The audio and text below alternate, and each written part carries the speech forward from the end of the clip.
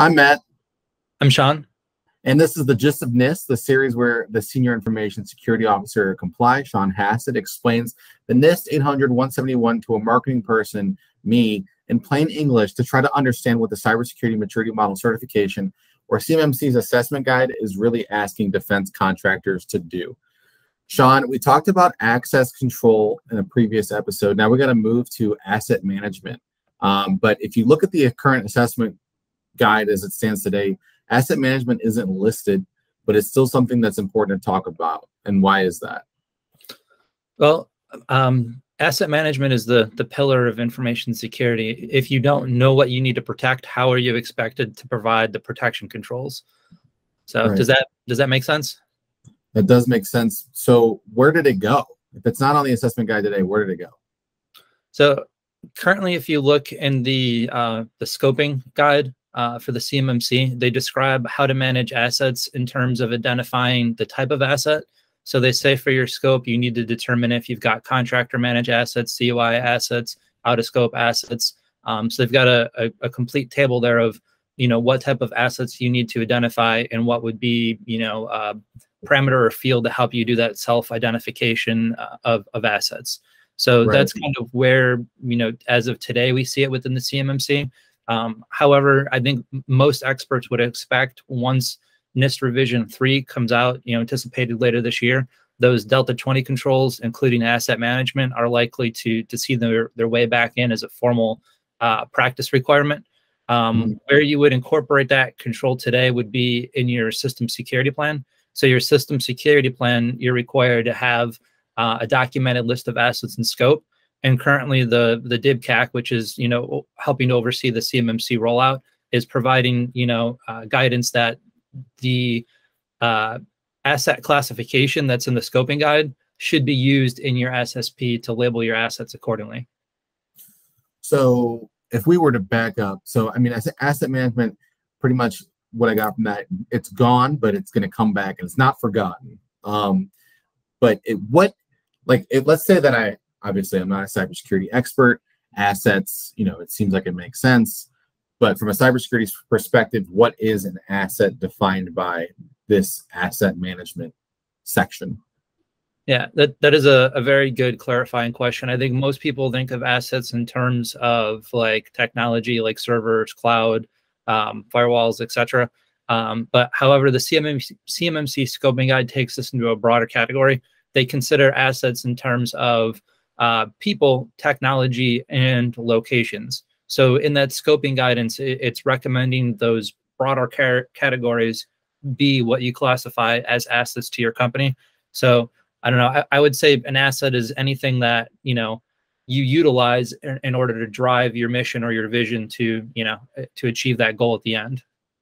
Okay, I think that makes sense. How would a location be considered a threat from a cybersecurity perspective? Because everything else makes sense, but the location one might raise some questions from people who aren't as familiar. Sure. I think depending on the information you have, especially CUI, there's different distribution requirements or different classifications. Maybe somebody would have access to like a more broader category of CUI, but maybe you have a very specific category of CUI, such as control technical information.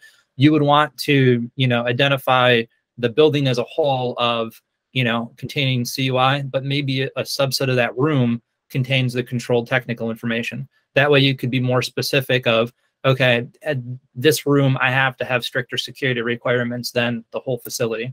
So that's how you would identify those assets within your SSP. It's like a game of Clue where it's the CUI is in the billiard room with the candlestick.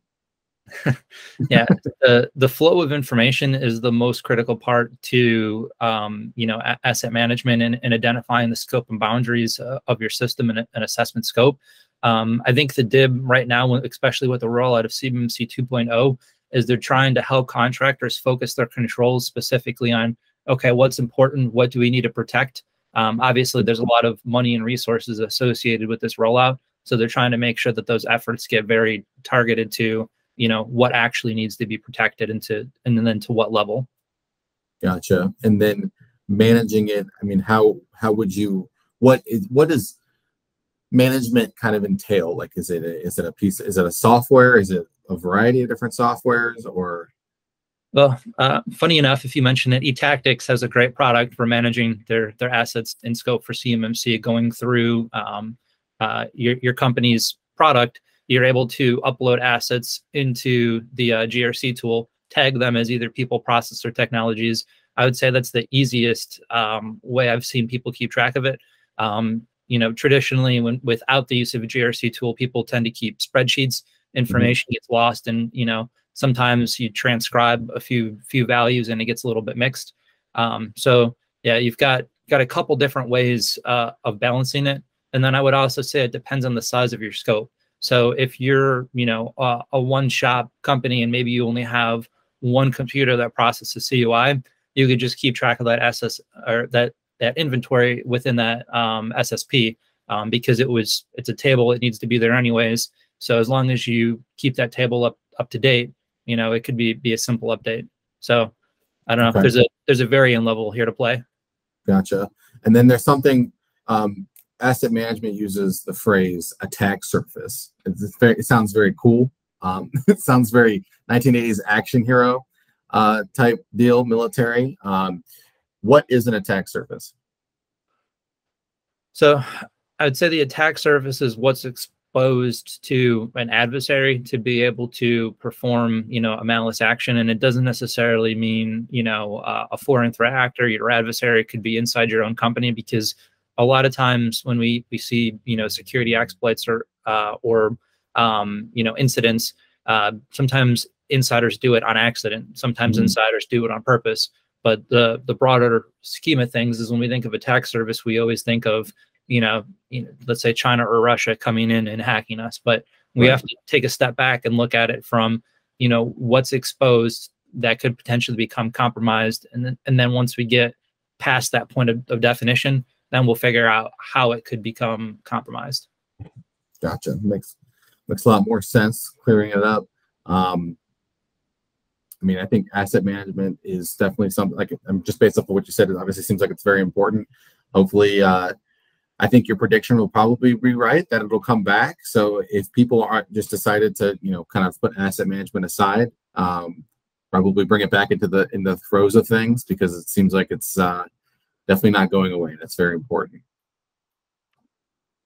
Very true. Thank you, Matt.